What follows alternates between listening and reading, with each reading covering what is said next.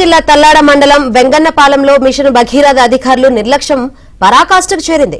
Machine Bhagiratha pipe line పైలి నీళ్లు వృధాగా పోతున్నా అధికారులు పట్టించుకోవడం లేదని రైతులు ఆగ్రహం వ్యక్తం చేస్తున్నారు.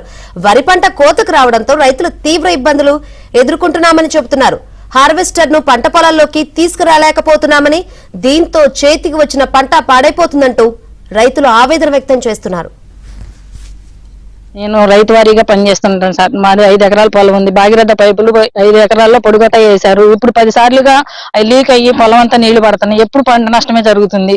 మళ్ళీ అధికారులను అడిగితే నష్టం ఇస్తాను అంటున్నారు, పోతున్నారు, మళ్ళీ చకా చేస్తున్నారు. ఏంది మీరు పద్దాకులు అంటున్నారు. సూపర్వైజర్లకు ఫోన్ చేస్తే ఏం గొడవ చేస్తుందని మాట్లాడుతున్నారు. ఎప్పుడు చూసినా నష్టమే. అవి పైకి లేదు, కట్టిమన్నా కూడా కట్టియట్లేదు. వచ్చి పోతున్నారు, పోతున్నారు. మీరు ఇస్తానంటున్నారు, పోయాక మీకు ఏంది ఇచ్చేది అని మాట్లాడారు. పద్దాకులు ఏదో ఒక రకంగా మాట్లాడుతున్నారు సార్. 10 ఎకరాలు మొత్తం కింద మొత్తం పోయినాయి, చెరువు కింద కల్లా వెళ్ళిపోయినాయి.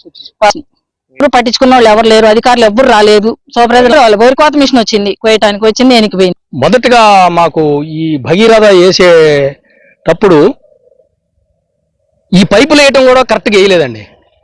ఎందుకంటే రోడ్డు అమ్మట వేసుకుంటారు పైపులు, రోడ్డు కాకుండా పొలాల్లో ఏడో మధ్యలో వేసుకొని పోయారు. వాళ్ళకేదో పైపులు కలిసి వస్తాయనో మరి తెలియదు, మరి ఎందువల్ల తెలియదు. మధ్యలో వేసి బాగా పొలాల మధ్యలో వేసుకుంటూ పోయి మాకు తీవ్ర నష్టం జరుగుతుందండి.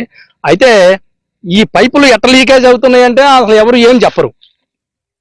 ఆ కాంట్రాక్టర్ లోపం అర్థం కావట్లేదు, పైపుల లోపం అర్థం కావట్లేదు. మరి గత ప్రభుత్వం చేసిన ఏమన్నా ఫాల్ట్ల వల్ల అర్థం కావట్లేదు మాకు.